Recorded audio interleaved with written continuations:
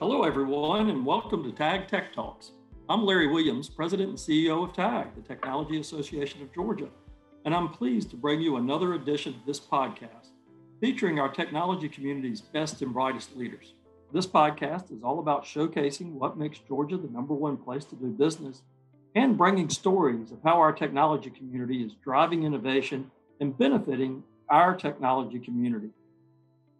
Today, we have Catina Wilson, General Manager of Merchant Acquiring Strategic Services for Fiserv. Catina is responsible for leading one of Fiserv's strategic channel partner relationships within the merchant acquirer space for Global Business Solutions, GBS, at Fiserv. Catina, welcome. Thank you, Larry. Happy to be here. Delighted to have you, and I'm really looking forward to this conversation. It's quite a portfolio and span that you have that you manage. So let's get started. Would you just give us an idea and tell us about your role at Fiserv, and also tell us a little bit about your career journey? How did you get to where you are today? Sure. So my career journey has definitely evolved. I didn't always actually want to be in the technology space, and actually, when I think about things and go back. I actually really didn't even know about kind of careers in technology. When I went to college, I actually wanted to be a doctor.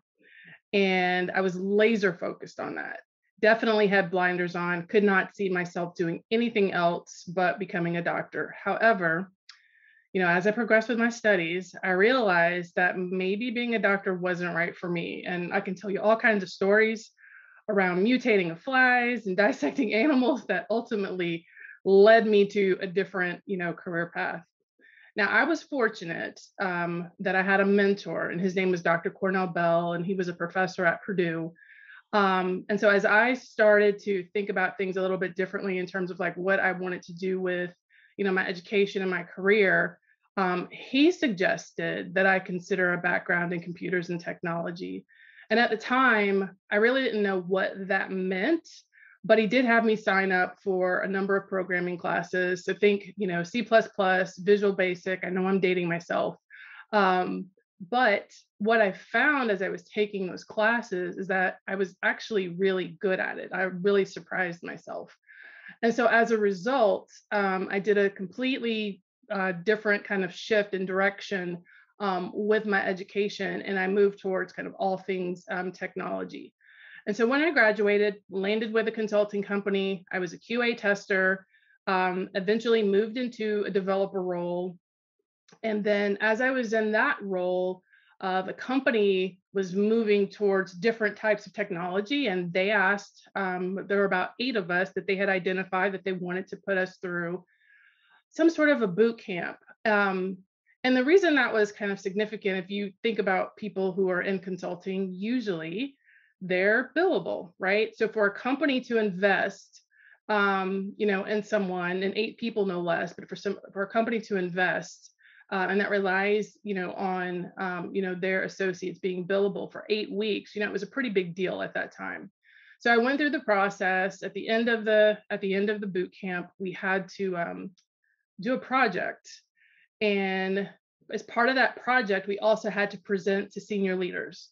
And long story short, I never used any of that newfound, development, technology, because what they found, VP pulled me aside, and what he found, he basically said, look, you have a good understanding of the business, you understand technology, you have a way of speaking to customers. And I don't think you should be behind a computer. I think you should be out front, and talking to customers. And so I ended up moving more into a client-facing consultant role.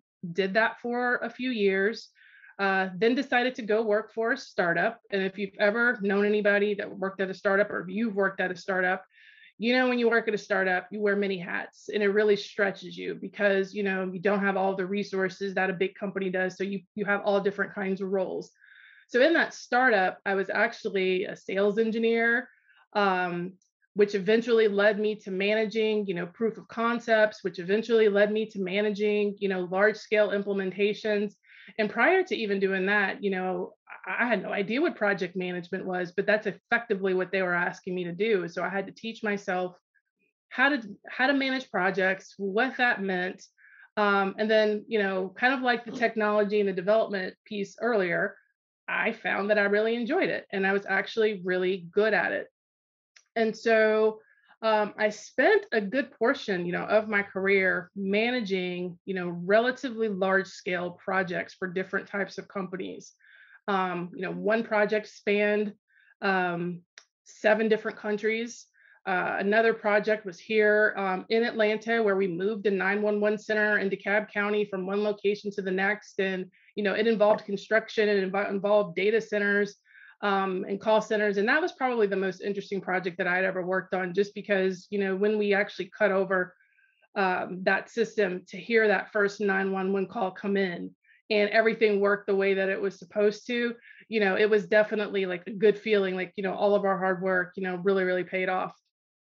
And so, at some point I decided I want to do something more than just the managing kind of the technology implementation. I wanted to really do more on the business side. So I decided to go back and get my master's degree, and I did that at Georgia Tech. So I worked full time, went to school effectively full time, and got my degree. And I'll tell you, like it really helped me not only better understand technology, but understand how technology enables the business. And now I could even more effectively speak to that. And so I think like all of those different things that, I've just talked about kind of led me to the role, of where I'm at today. Um, Fast forward in 2019, I've been at Fiserv for a number of years, worked in corporate functions, um, worked in the line of business, but I was on my way out for maternity leave. And around the same time, Fiserv had decided to acquire First Data. So pretty significant acquisition, even for Fiserv, a company that was known for acquiring a lot of companies. When I came back from maternity leave, the world had changed within Fiserv. My manager, who was, Kim Goodman at the time, president of card services, was now doing something different. Just before I came back from maternity leave, she asked me, will you come over to our business unit, which is a merchant acquiring business? It's a business that came over with First Data. We've got this joint venture, and it's actually my largest joint venture, but we've got this joint venture, and we've just found out that our banking partner no longer wants to partner with us in a joint venture capacity. They effectively want to dissolve it. Can you lead that for us? At the time, I said yes. I don't think I knew exactly what I was saying yes to. I really thought this would be something, for lack of a better word, an easy way to kind of get my foot back into the workforce as a new working mom, trying to figure out how to balance everything. And boy, was I wrong. Um, think of when you're dissolving a joint venture, think of that as a divorce. Um, and it's a divorce where you're trying to figure out who gets the children, who gets the assets, who gets pretty much, I mean, we're breaking the business in half. And so there's that piece of it. There's the piece that this is a new industry, a new business, all new people that I had to work with because they all came over from First Data. And we had to figure out how to make all of this work in less than a year. Well, but by basically breaking apart this business, giving the bank their half, and then us taking our half, or our 51% rather. And I'll tell you, as hard as that was, I ended up working with some of the best people in my career, because they not only, helped me figure out how to navigate kind of the First Data business, but how to navigate this new industry. And, long story short, we were able to not only successfully dissolve the business, but we were able to also save the banking relationship. Meaning that, there's still a core acquiring processing company, which is something that we wanted, but we ended up getting more out of it, meaning that the bank wanted us to help them with their own merchant acquiring business. So we formed this new channel partner relationship. And so the general manager of this new relationship, asked me at the end of this dissolution, I want you to come over and I want you to run the small business segment. And I did that. But then about 90 days into it, he decides to leave and go do something else career wise. And so, while I was disappointed that he left, I'll tell you, he really set me up to be able to take on the role that I'm in now, which is really managing kind of all things channel operations, from small business to enterprise business to international. My core focus is, how do we grow this channel relationship? How do we keep our bank partner happy? How do we continue to get the right technology into their hands so that they can get the right technology into their merchants' hands? And it's not easy, but it is quite an interesting world that we're in now, especially given the pandemic. So I know that was a long-winded way to tell you about how I got to where I am today, but I thought it was important, like how kind of I started, as a developer, worked my way through project management, and then eventually was able to really leverage all of those skills to get to where I'm at today. Oh, Katina, that is a wonderful, wonderful journey that you've been on, and I really enjoyed hearing that story. Now, when you started talking about C++, I thought you were going to start talking about punch cards too, so I just wasn't quite sure where you were going with that. But, I'm trying to remember, did that exist now? yeah, dating myself. But, it's an incredible journey what you said, and so much to unpack there. But one thing that impressed on me is, you emphasized this at the beginning, that you had some great mentors, and got this great combination. It seems like of great introspection and self confidence, mirrored with that, with listening to people and getting some good guidance, and you just stepping up to challenges. Hey, yeah, I'll try that. Let's see what that means. And you've had lots of things, and got into some things like, wow, didn't know what I was getting into there. Gosh, what great learning experiences you've had that's got you to the executive position you are, and going to continue to propel your career. So thank you for sharing that. Yeah, no problem. Then, but let's talk a little bit deeper about that. Let's talk about what tools and skills you have learned along your career that help you lead and manage change now. You mentioned change management a couple of times.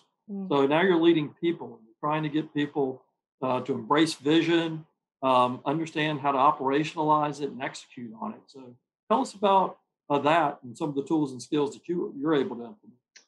Yeah, no, that's great, Larry. I say this a lot, not only to myself, but to people who currently report to me and people who've reported to me in the past. Get comfortable being uncomfortable. And the reason I say that a lot is change is inevitable, no matter what. Nothing ever stays stagnant. And so, because of the reality that things are always changing, and when we're leading change initiatives, it's important that people know that they're going to be uncomfortable, and that others are probably going to be even more uncomfortable than they are, which is where sometimes we see, what we would call kind of, resistance. So I think, for me, what I've learned along the way is, when we're talking about change and when we're leading people through change, particularly significant change, it's important to make sure that everybody's on the same page. And it's important that we make sure that everyone understands why we're changing and what the implications are if we don't change. Having that perspective, I think, helps people really kind of get behind, the change, and really helps them really get bought into it. Now, it doesn't necessarily work for everybody, because the reality is some people are just comfortable with where they are in that moment, or they don't believe in the change, or they just flat out don't want to do it. And I think it's important to hear those people out, because it could be something that, as we're messaging and as we're trying to execute upon the change, that maybe they also have, some contributing, thoughts and ideas around, how we should handle things, or maybe we've missed some things and that sort of a thing. So I think the goal, when we're talking about change, is to make sure everybody is aligned as much as possible, to make sure that people are bought in as much as possible. And even for those people who are generally resistant, I think it's important, that we hear them out. I think the best thing, though, that we can do when leading change, though, is to over communicate. Like, leadership should over communicate. They cannot do that enough. There's this saying, it takes, I think it's like somebody has to hear something like 7 times before they really, really get it. And I think that applies when you're talking about change. So between leadership town halls and, and webinars and newsletters and updates to the company, intranet and manager talking points and those sorts of things. Over communicating, again, what we're doing, why we're doing it, how we're doing it, the timing of when we're going to do it, what it means to, all that's involved. I think that's critically important.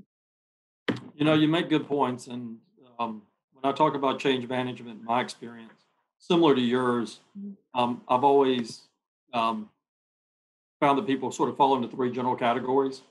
It's like you said, it's a third or one of them. Mm-hmm.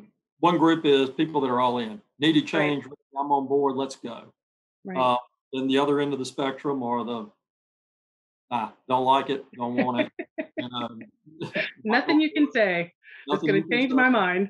And the people in the middle, right? That say, hey, I kind of get what you're saying intellectually, but I've never done it that way. Kind of open, but I'm a little scared maybe, or I Mm-hmm. need some help. And then what I've learned is, like, where do I spend my time? Right. To your point, you got to spend your time on all 3. Mm-hmm. And because you can't let any toxicity come in and spoil Right. the batch. You've got to support the people that are, your supporters, and people that are going, oh, you got to give them the support and tools they need to go. Yep. And then you got to coach those others along. So it's a balancing act of making sure that goes. So I love the way that you frame that, Yeah. have that come in the way you communicate that. Communicate. Yeah. Well, let's talk about some of those people that, you've had great mentors, and I know that you're a mentor to people now. So what advice would you tell others who are seeking a role like yours? Yeah. Really good question. There are a few things, actually. So I think the first thing is, like, the learning never stops. To be a lifelong learner, and that doesn't necessarily mean, you've got to go out and get, all of these different degrees. I mean, I think that's a part of it, but, you know, staying on top of the latest and greatest, technology, whether that's, signing up for, some regular newsletter, participating, in seminars, um, going to, get your certification, programs, whether it's from big data to leadership to strategy to finance. I think all of those things, are extremely important, to kind of the overall, kind of aspect of what I think is, what I would call learning. Technology is always evolving, as we know. So I think it's important to understand, what's the newest and greatest thing, and what its impact is to your industry that you're in, or, to the business that you're in, and how you might leverage that technology, whether it's for, yourself or for your company. So I think, for me, the number one thing is, keep learning. I think another thing is, and you kind of, picked up on it, with my career journey, which is, challenge yourself. Don't be afraid. Step out of your comfort zone. When we talk about, mentors, one of the mentors that I had, not that long ago, said to me, when you're afraid of something, or when something makes you anxious, don't just say no because you're uncomfortable. Run to it, because that is where your growth is. And so whenever someone comes to me and says, "Hey, can you do this?" And even in this role, I'll tell you, I was super nervous. I was excited about it, but I was nervous. Can I do this role? Um, but what I said to myself, I remembered, what Jill basically said to me was, "Katina, that's where your growth is. That's how you learn." So I think it's important to seek out those challenges. Whether if you're in corporate America and you've got a manager, have that conversation. If there's something that you want to do, let your manager know. I think the key there is be as concise as possible about what you want to do. Leverage your network, whether it's in your company or even outside of your company, but leverage your network and let them know like what you're looking to do. And again, I think the key is be as specific as possible, because people generally, what I have found, they want to help, but they want to know, that what they're doing or what they're leading you towards is something that you want to do, and you're going to be, you're going to be passionate about it. I think the other thing too, when you're challenging yourself, I think you also have to be okay with failing sometimes or even making mistakes. The reality is we're all human, and mistakes, are what make us human. And, like, I had a manager once say to me, "I don't get upset, Katina, if someone makes a mistake. What I want to see is how they recover, from the mistake. What did they learn from it?"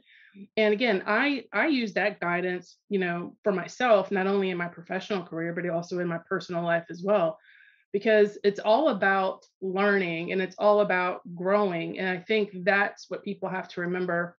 It's important.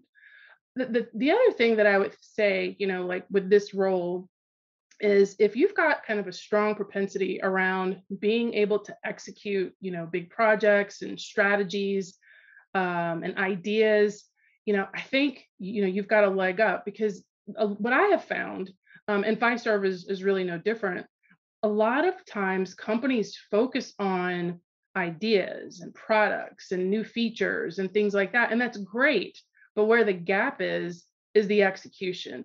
You need someone who understands the big picture, who can break the big picture apart and put it into logical, kind of organized steps, and bring all the right people together, to get the job done. And if you can do that, I think, that's a good way to get into a role like this. It's also a really good way, to get you noticed.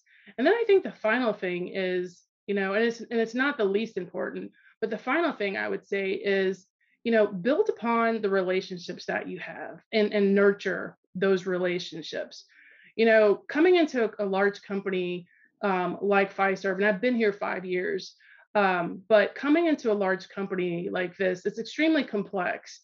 And the way to navigate is really through relationships. And so I know I have been extremely intentional about nurturing those relationships. But I also know, more importantly, as a result of nurturing those relationships, I wouldn't be in this role right now, because, without it. And I think it's, you want people to know who you are, and what you're capable of.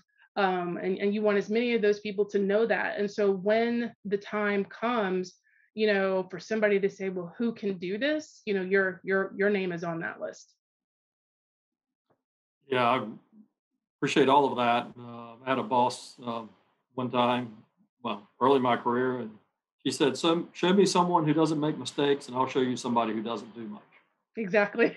That's I may she have to write also that down. yeah, she also told me I only had to work half days, and she didn't care which 12 hours it was.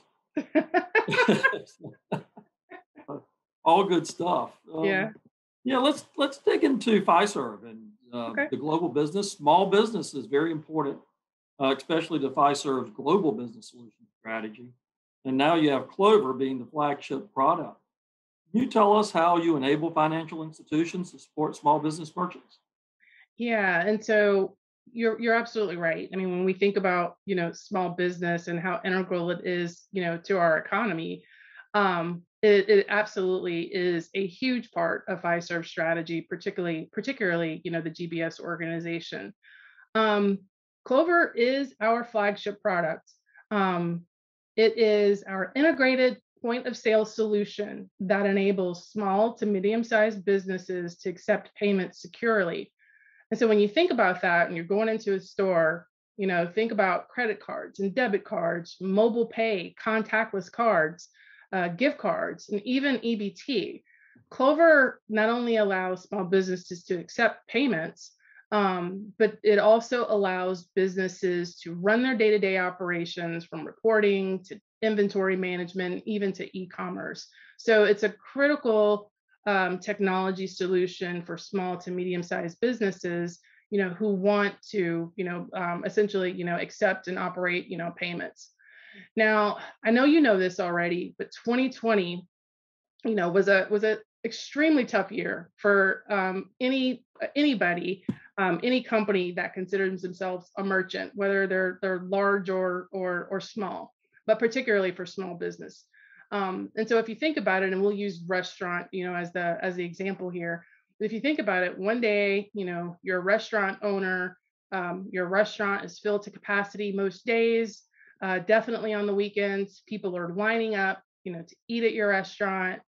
And then literally overnight, with zero notice, you're forced to close. And not only are you forced to close, you're forced to close for an extended period of time, and you're not sure when you're going to be able to reopen.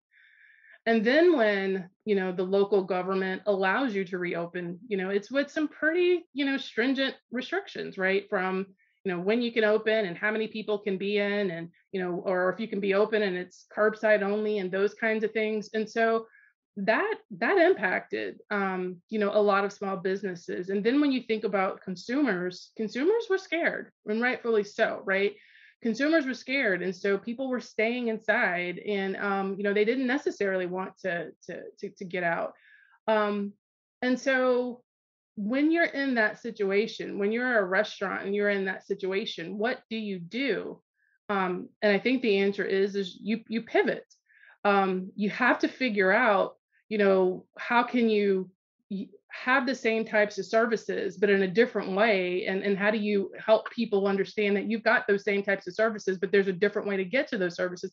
And that's where Fiserv was instrumental in really helping small businesses pivot during the pandemic.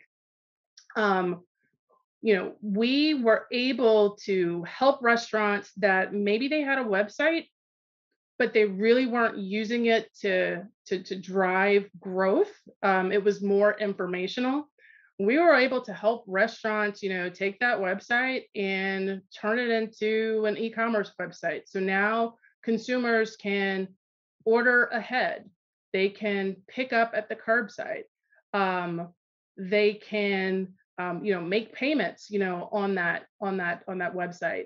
And so, with the Clover technology, you could do that either through the website, you could do it through some integrations that we had on Google. So if you would go and search for a restaurant and all of a sudden you see it as part of its Google Maps, oh, I can order and I can go pick it up, or I can order and have Uber Eats or Postmates or someone, deliver it to me. And so, the pandemic not only forced small businesses to pivot, it actually forced Fiserv to pivot as well, because those were a lot of capabilities that we had on our roadmap, but we had them much later. Like, we thought there were other things that were actually more important that we wanted to get out to merchants. And when this happened, we accelerated, our roadmap to get these capabilities out into the hands of our merchants, because we knew that they were in dire straits and that they needed these kinds of capabilities to be able to, sustain themselves. And, and not only, I mentioned the e-commerce piece of it, but also contactless payments, like contactless payments. It's been around for a little while, but it wasn't necessarily something that was well adopted. And so now what we're finding, as a result of the pandemic, we're seeing more e-commerce capabilities, we're seeing more contactless payments, capabilities, and Clover, through Fiserv, drove a lot of that for small business. And so, with all of that e-commerce and digital wallets and those kinds of things, that's ripe for fraud, right? It's ripe for hacking, and big companies like Target aren't the only ones that get hacked. Small businesses get hacked as well. And so, what's nice about the Clover solution as well is that it does have, security capability.